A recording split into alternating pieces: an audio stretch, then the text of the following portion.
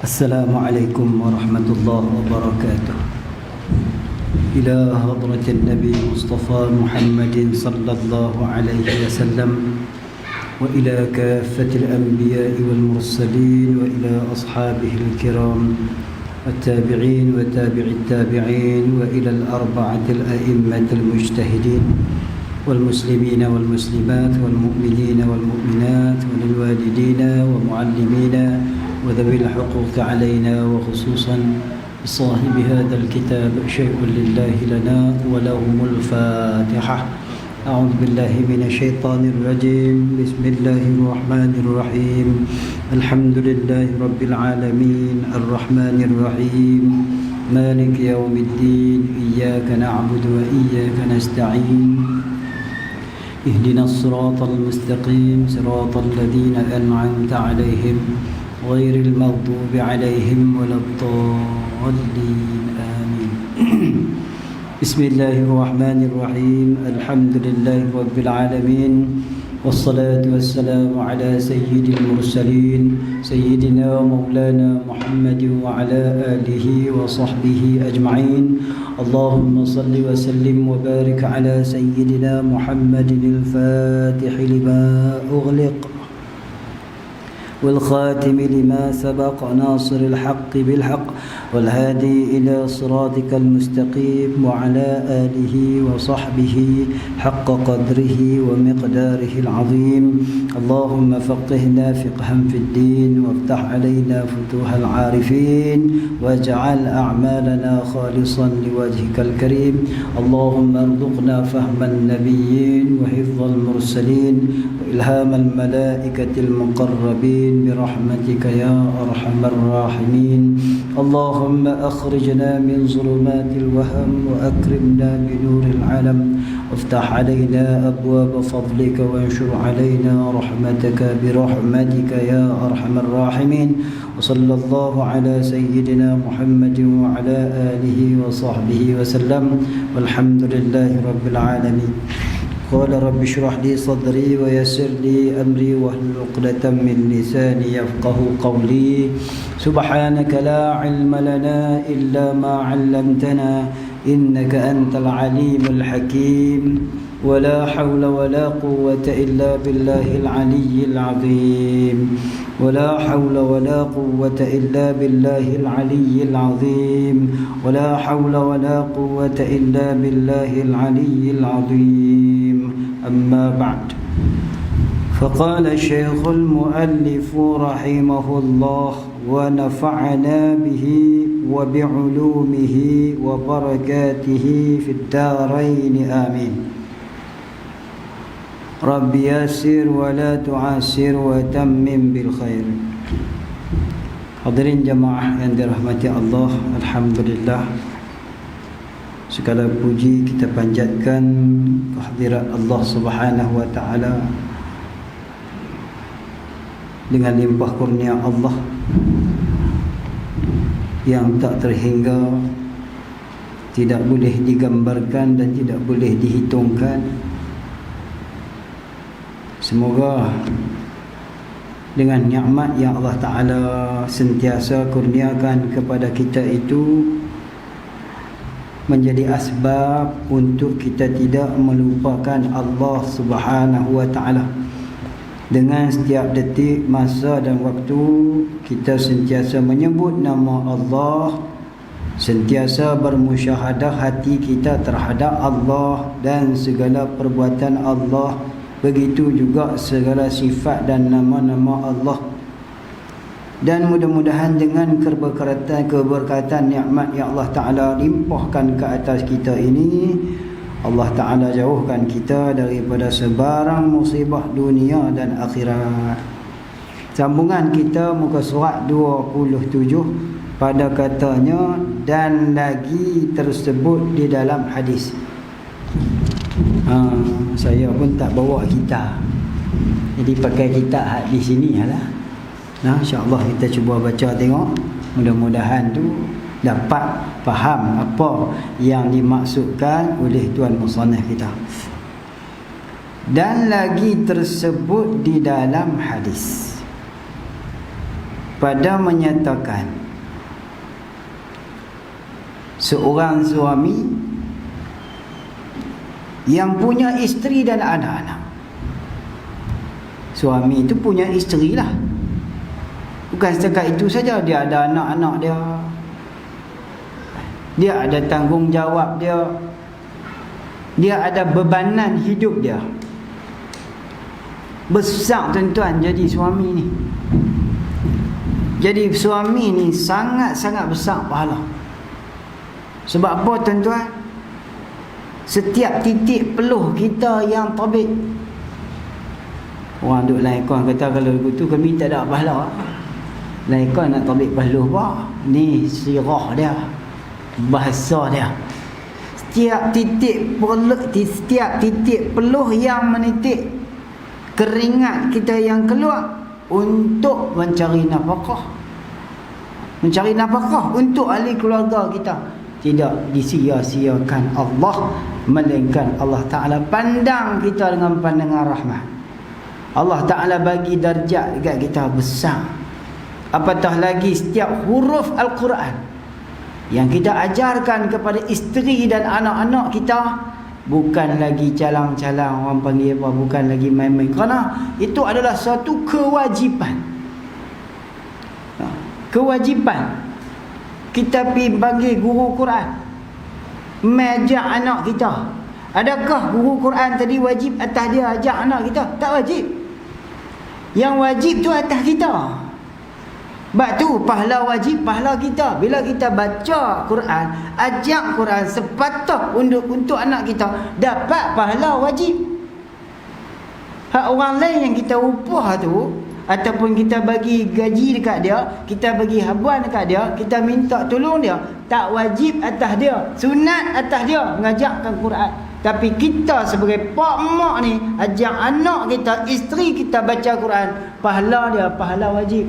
Nak cari mana lagi tuan-tuan? Nak cari mana lagi? Tu. Jadi inilah orang kata apa, dan tersebut lagi, tak habis lagi dia buat main syahid hadis yang menyatakan tentang kelebihan seorang yang bergelar suami. Seorang yang bergelar suami, kelebihan dia ketika mana? Tengok Nabi sebut, idza kathurat dzunubul abdi ibtalahu Allahu bihim liyukaffiruha anhu. Artinya apabila banyak dosa seorang hamba Allah Ta'ala itu, hamba di sini siapa dia?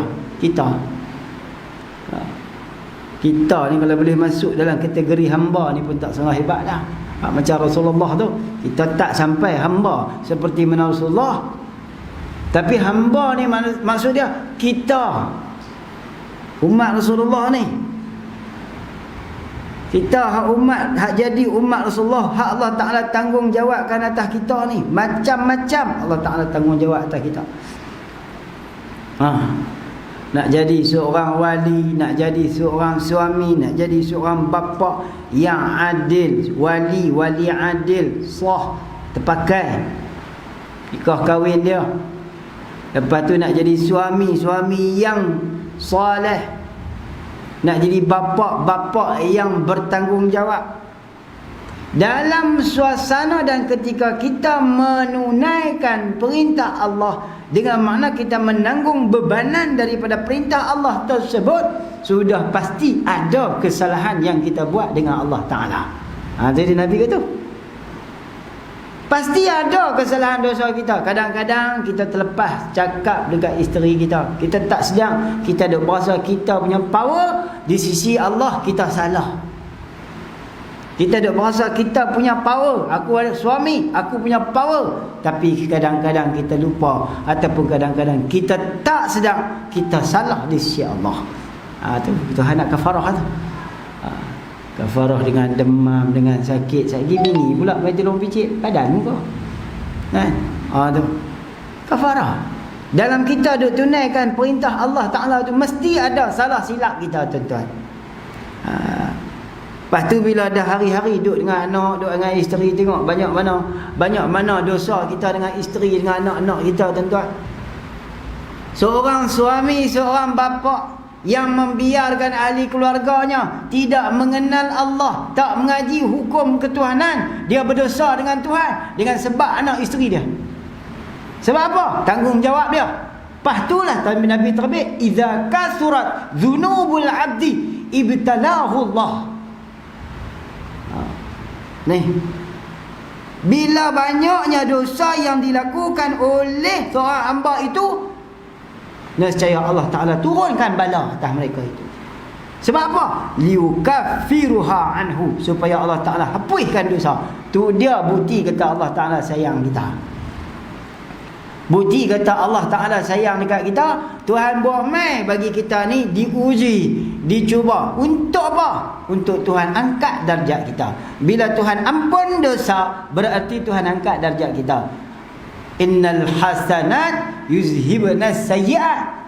Kebajikan yang dilakukan oleh seseorang, terhapuslah dosanya. Habis itu, yang Tuhan hantar mai ni apa dia? Sakit, bala, wabak, bencana. Untuk apa? Sebab manusia ni sudah banyak dosa dengan Tuhan. Tuhan bagilah peringatan. Itu. Jadi kita fokus pikuk rumah tangga lah, no? Kalau bukan kita nak pikuk umum kena ke semua. Kita pikuk rumah tangga lah. Bila banyaklah dosa kita, aku ni seorang suami. Seorang suami tanggungjawab belum lagi selesai. Apa dia? Tak selesai lagi. Rezeki yang halal. Masih lagi ada saki-baki syubhat yang terbit daripada tangan usaha aku ni. Tak selesai lagi, ya Allah. Lepas tu tak dan aku nak didik anak-anak aku. Tak dan aku nak ajak Quran. Tak dan aku nak bawa mereka pergi mengaji. Tuhan datang lagi ujian. No? Apabila banyak dosa seorang hamba Allah Ta'ala itu, nescaya diberi bala akan dia oleh Allah dengan duka cita. Duka cita tu sebab kesusahan daripada ahlinya. Tu. Allah datangkan kesusahan ahli dia. Apa dia? Anak dia, isteri dia. Ahli di sini maksud isteri dia. Lafaz-lafaz ahli nak isteri. Allahu Akbar, la hawla wa la quwwata illa billahil aliyyil azim. Isteri tak dengar cakap, bantah, tak mau tutup aurat dengan sempurna, melawan, bekeng, macam-macam tu. Satu-satu tu. Bila Allah Ta'ala nak qada dosa kita, yang pertama sekali Allah uji dengan isteri kita. Ada dengan kita. Jadi nak susah hati apa? Tengok bini orang nampak, aduh eloknya, bagusnya depan suami dia. Aku ni, bini aku macam ni. Jangan buat banding, suluh diri kita. Patutlah Allah Ta'ala hantar isteri aku ni macam ni, alhamdulillah, daripada tak ada bini langsung. Betul ya? Tak ada bini pun sakit kepala juga. Ada bini pun sakit kepala. Nak pilih hak mana? Baik pilih ada bini sakit kepala daripada tak ada bini sakit kepala. Boleh lagu tu. Kenapa? Tak ada bini sakit kepala. Oh, siapa kata tak ada bini sakit kepala? Migraine. Saya tahu, saya perawat. Ciwa. Sakit kepala. Ingat selamat lah. Tak ada kebebasan apa, tak ada keseronokan apa, kecuali dia ahlillah. Dia orang yang ahlillah, orang yang duduk dalam taat pada Allah. Itu lain. Sebab Imam Nawawi, ulama-ulama yang lain, guru-guru kita yang lain, banyak lagi yang tak kahwin. Tak apalah, dia boleh zuhud, dia boleh tinggal dunia, dia boleh duduk tumpu dalam jalan Tuhan. Nah, ni Allah Ta'ala hantar dekat kita seorang isteri yang mungkin membebankan kita. Apa salah? Suluh balik. Kerana itulah darjat yang Allah Ta'ala nak angkat kita. Tu. Dengan sebab itulah darjatnya yang Allah Ta'ala nak bagi dekat kita. Kita pendam ni tu. Jadi okey lah, tak apa. Hang bekeng pun tak apa. Hang maki 10 raga 10 kandang pun tak apa. Hang melawan pun tak apa. Mana pun tak apa, tak apa.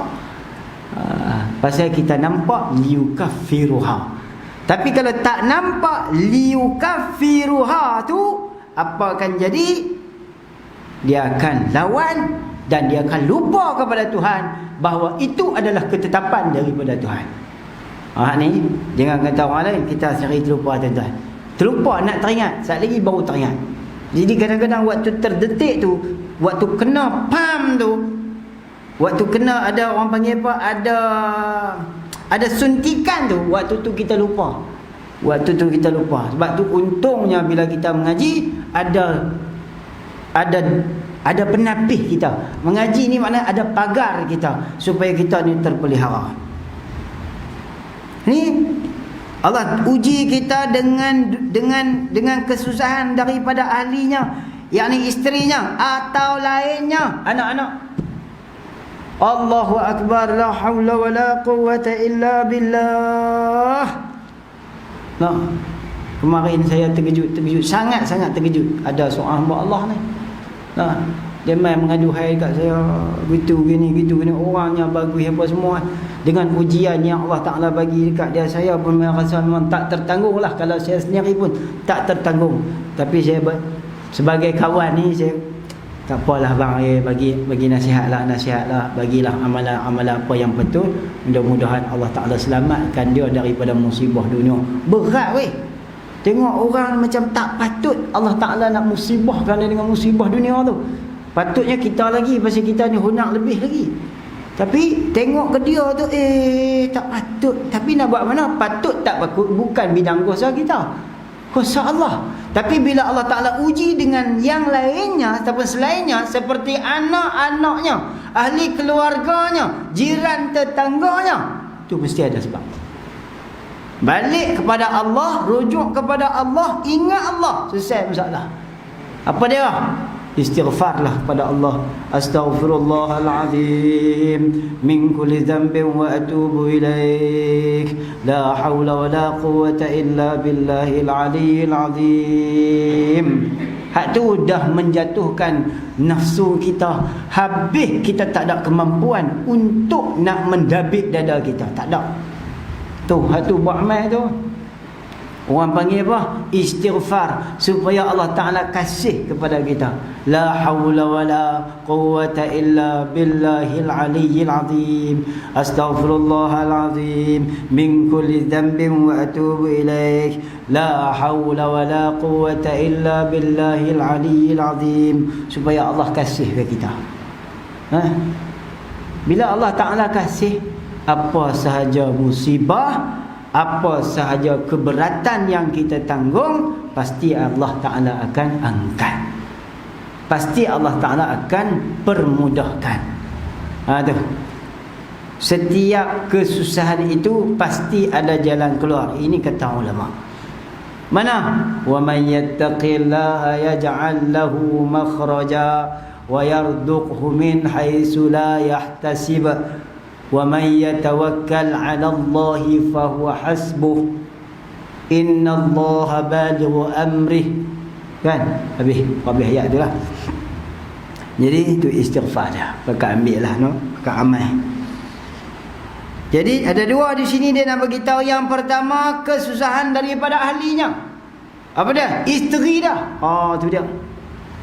Isteri dia tak mau nak ikut cara dia, kesusahan.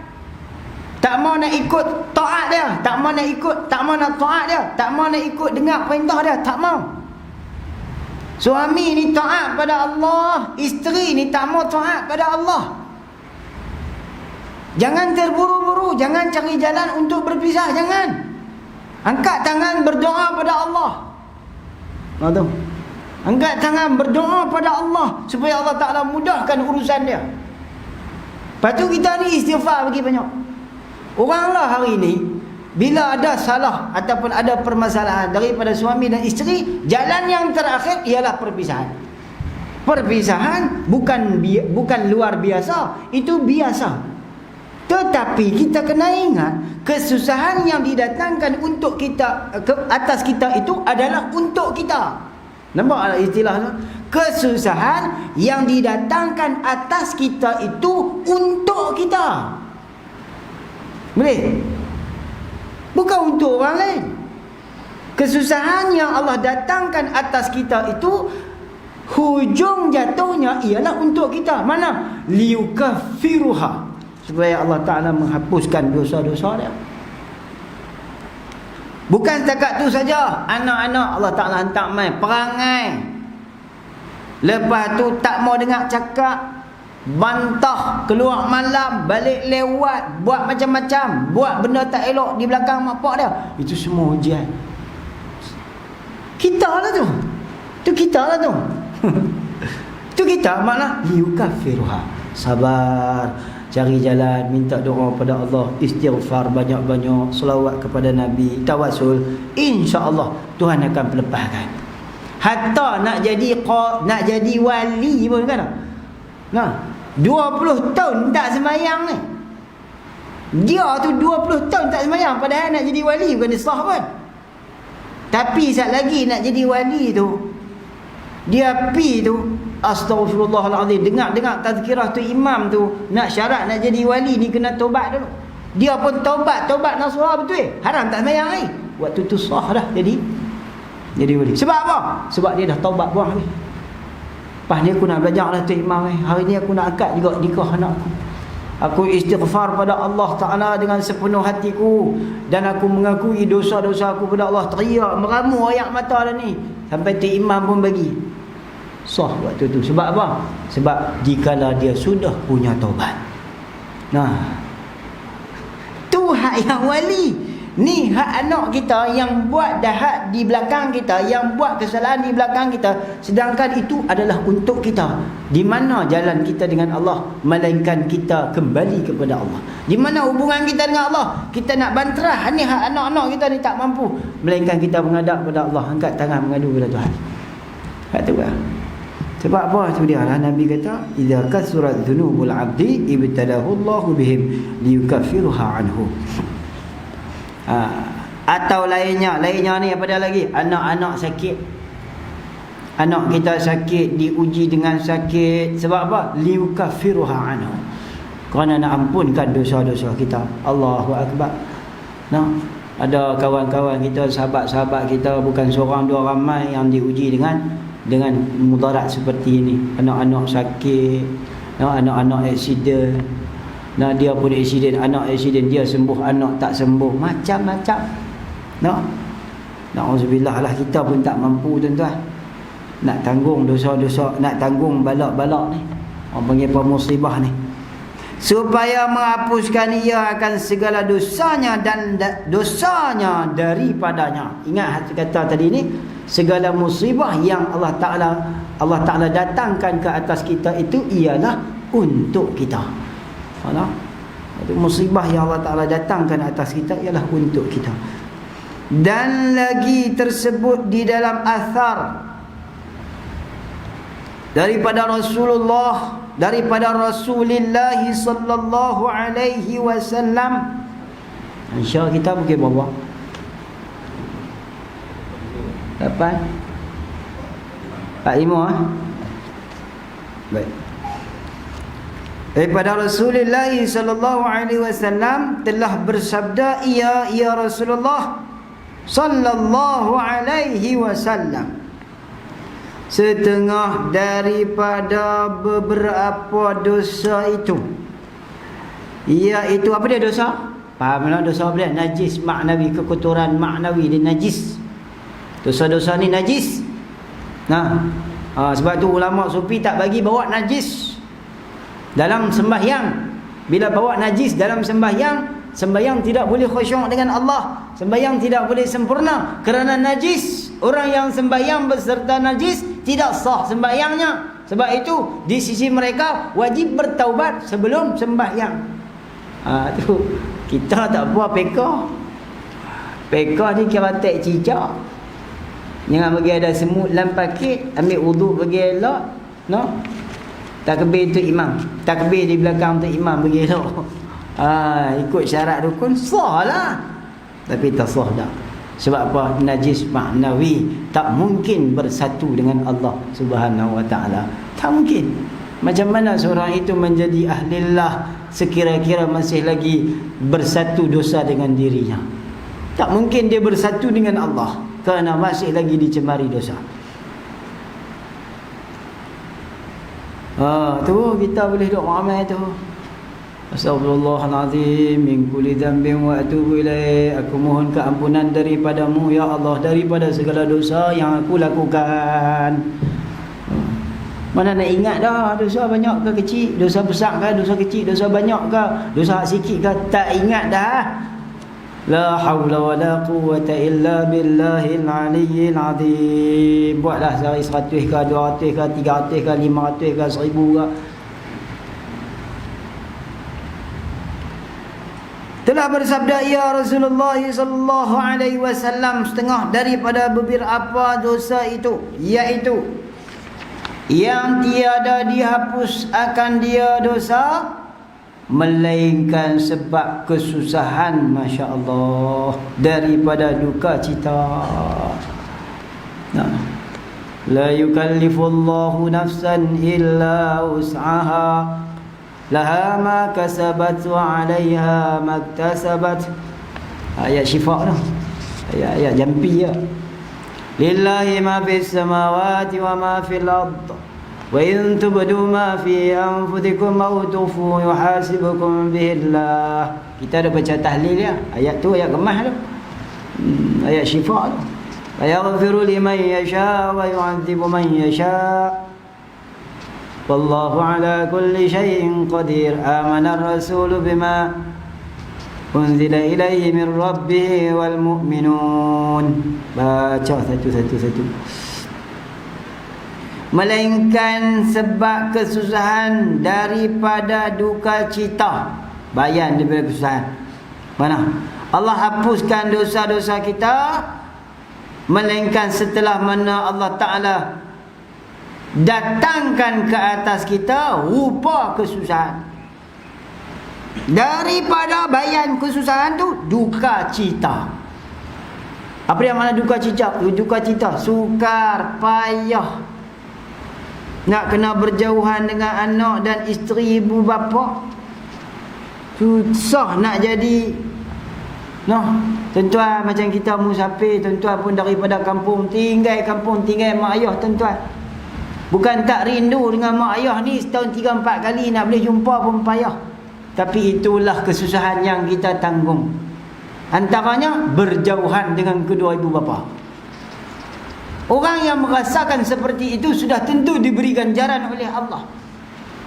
Tapi kalau dia berasa meluat dah duduk rumah. Kalau duduk rumah kena kerja beletiak lah. Duduk kena kerja hantar dengan bapak dia, tak boleh tahan lah ni keluar lah. Lepas tu tak minta ampun kat bapak. Tak guna macam tu. Tu juga merupakan satu kesusahan. Tu satu kesusahan berjauhan dengan kedua ibu bapa. Bukan kesusahan berjauhan dengan kucing. Itu tak jadi. Sedih tinggal kucing, tak jadi yang tu. Kalau sedih tinggal anak isteri, gagah pergi lagi. Ni sedih berjauhan dengan mak bapak. Macam itulah seorang perempuan yang berjauhan disebabkan dia sudah diambil orang, dijadikan sebagai seorang isteri. Awak tak ada pahala kah? Berlambak pahala. Dia duk khidmat dengan anak, dengan mak dia, pak dia. Bila dia jadi seorang isteri kepada suami, adakah putih pahala khidmat dia dengan pak mak dia? Tak putih, tuan-tuan. Kepada anak yang berkhidmat dengan mak pak dia, tak putih. Tiba-tiba dia berkahwin dengan orang bawa api, jadi isteri, dia khidmat dengan suami dia pula. Habis dengan mak pak dia ni, yang sebelum ni dia duk khidmat dengan mak pak dia, tolong masak dengan mak pak dia, tolong kemas dengan mak pak dia. Adakah selamat? Adakah habis? Tak habis. Macam mana keadaannya orang yang sentiasa menghadirkan dirinya kepada jemaah, tiba-tiba dia tu jatuh sakit, maka pahala diberikan kepada dia. Diberikan kepada dia. Melainkan sebab kesusahan daripada duka cita dengan menuntuti rezeki akan belanja bagi isteri dan anaknya dan barang sebagainya. Dulu saya seorang-seorang, saya ada kawan boleh pergi jauh-jauh tinggal anak bini, kira saya ada kawan lah ni. kerja jauh kena. Saya ni jauh lah kena tinggal. Mungkin ada juga tuan-tuan pun ada. Maknanya itu adalah satu kesusahan. Apatah lagi orang musafir itu. Da'watul musafir mustajabah. Doa orang yang bermusafir itu dimakbulkan Allah Subhanahu wa taala. Waktu itulah minta kepada Allah Taala apa yang kita nak minta. Waktu musafir. Lepas tu apa nama hadis Nabi kata, as-safaru qit'atun minal azab. Orang yang berada dalam musafir itu dia sedang menempuhi sebahagian daripada kesusahan di dalam hidup. Maknanya dalam kesusahan itu ada kebaikan untuk dia. Tu.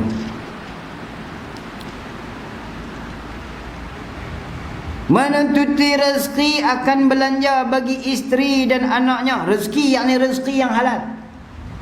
Rezeki halal lah. Akan belanja bagi anak isterinya, bagi isterinya dan anaknya. Dan barang sebagainya. Barang sebagainya mak pak dia. Yang barang sebagainya ni maksud dia yang bersangkut paut dengan tanggungjawab dia. Dan tersebut di dalam beberapa khabar,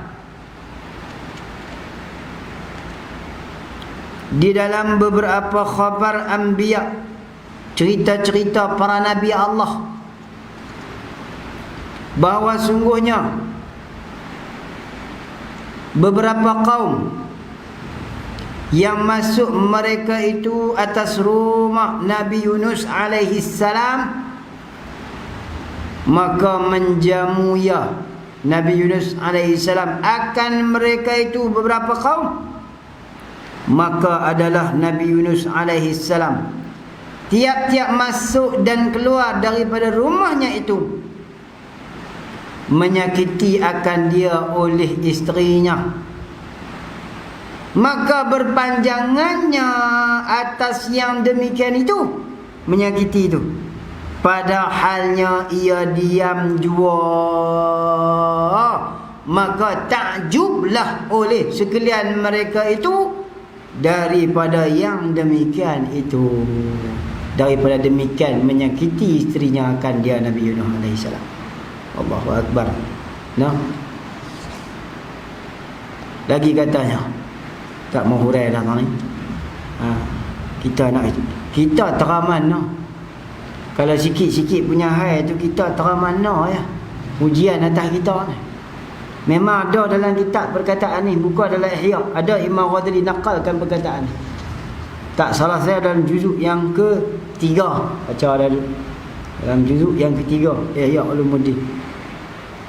Maka berkata Nabi Yunus, jangan kamu takjub, maka bahwasanya aku pohonkan kepada Allah Ta'ala.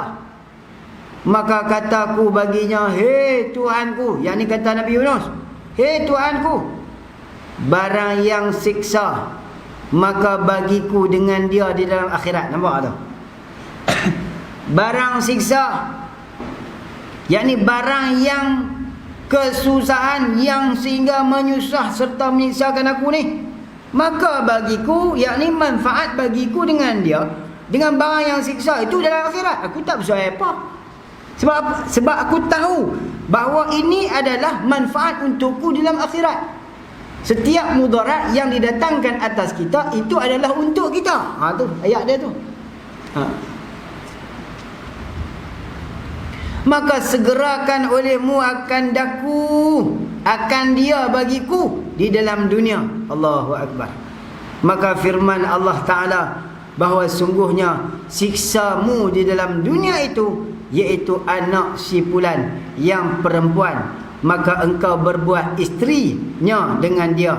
Maka kata Nabi Yunus, maka aku pun berkahwinlah dengan dia, dan aku sabar atas kesakitannya yang engkau lihat akan dia daripadanya itu.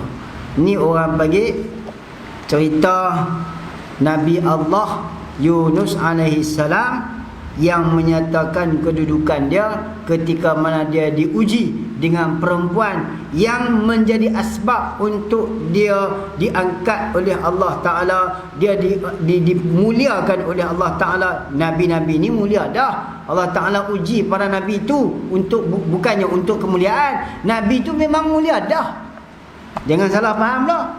Nabi itu memang mulia dah. Bukan Allah Ta'ala datangkan ujian tu untuk memuliakan Nabi. Bukan macam kita. Nabi itu mulia dah. Allah Ta'ala datangkan ujian tu bukan untuk memuliakan Nabi.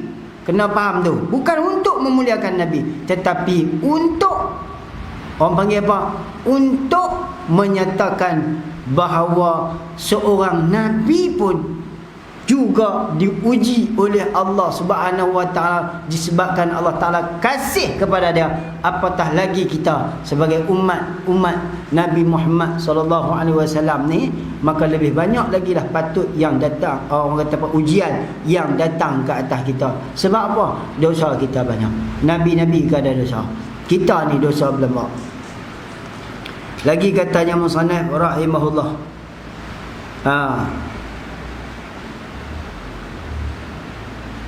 jadi di sini ni Nabi Yunus dia kata, dia minta, maka segerakan olehmu akan daku, akan dia bagiku dalam dunia. Jadi kesusahan, yang kata kesusahan tu, Nabi Yunus kata kesusahan di dunia ni ialah nikmat akhirat. Kemudian apa yang Nabi Yunus minta dekat Allah? Ya Allah, kau segerakan nikmat akhirat itu untuk aku. Mana? Iaitulah dengan dapat kesusahan dunia. Tengok maksud dia. Kita, ya Allah, engkau jauhkan aku daripada musibah dunia. Itu balik lah. Itu kita.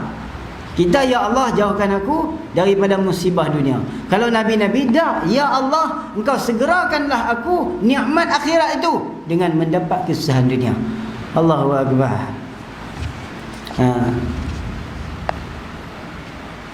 Ini cerita panjang lah ni, Nabi-Nabi ni. Dan telah berkata oleh Imamul Ghazali rahimahullah, bermula sabar atas kesusahan beristeri dan kesakitannya yang disakiti oleh isterinya itu, iaitu setengah daripada beberapa faedah berkahwin. Saya ingat saya berhenti dekat tu dulu malam ni. Nanti kita mula balik lah, insya-Allah. Boleh kalau ada apa orang kata apa sepatah dua soalan, insya-Allah kita boleh kongsi.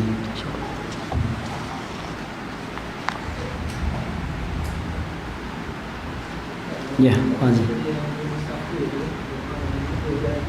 Ya. Ya. Dalam musafir. Dia kalau dia mati dalam musafir, berarti dia meninggal dalam kebaikan. Dia meninggal dalam kebaikan. Contoh macam orang mati aksiden. Mati aksiden ni kata sebagian ulama ialah syahid akhirat. Dia termasuk dalam syahid akhirat. Aksiden, jatuh, tenggelam, mati bersalin apa semua ni. Apatah lagi dia duduk dalam musafir. Subhanallah, besar tu. Tapi jangan musafir kerana maksiat. Musafir kerana taat. Mana? Seperti menghubungkan silaturahim. Ni musafir nak pergi mana? Tengok bola, tak jadi. Kerana diri tengok bola tu walaupun tak haram, tapi lara, sia-sia. Yang jadi haramnya mana? Bercampur dengan lelaki perempuan. Perhimpunan tu perhimpunan maksiat. Bila perhimpunan maksiat menuju ke arah perhimpunan maksiat, namanya musafir untuk maksiat. Musafir untuk maksiat. Bukan main bola tu maksiat. Main bola tu tak maksiat. Berhimpun tu itu orang panggil maksiat. Kenapa? Di situ ada maksiat. Bukan kita kata main bola tu maksiat dah. Kita tak kata lagu tu. Memang dah ada ulama kata la'ibal qurrah haramun lil wajhain. Ada orang ulama kata lagu tu main bola haram kerana dua perkara. Tak apa, itu dia kata. Ulama lain pun ada banyak pergi kata. Dia mainlah ilat-ilat dia tadi kan. Kita tak apalah, fiqh ni dia luas. Cuma jangan musafir kerana maksiat. Kalaulah diangkat nyawanya ketika musafir, itu besar ganjaran dia. Wallahu a'lam.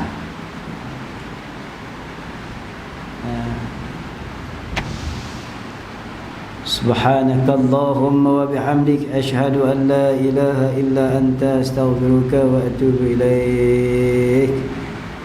Bismillahirrahmanirrahim. Wal 'ashr innal insana lafi khusr illa alladhina amanu wa 'amilus shalihat wa tawasaw bil haqq wa tawasaw bis sabr. Bismillahirrahmanirrahim. Alhamdulillahirabbil alamin. Wassalatu wassalamu ala sayyidil mursalin sayyidina maulana Muhammad wa ala alihi wa sahbihi ajma'in. Allahumma 'allimna ma jahilna wa dhakkirna ma nasina. Allahumma aghnina bil 'ilmi wa daynna bil hilmi wa akrimna bit taqwa wa jammilna bil 'afiyah. Allahumma faqihna fi fid din wa 'allimna ta'wil واهدنا صراطك المستقيم. اللهم اجعل جمعنا هذا جمعا مرحوما وتفرقنا من بعده تفرقا معصوما. صلى الله على سيدنا محمد وعلى آله وصحبه وسلم والحمد لله رب العالمين. تقبل الله منكم. Saya minta beransur dulu.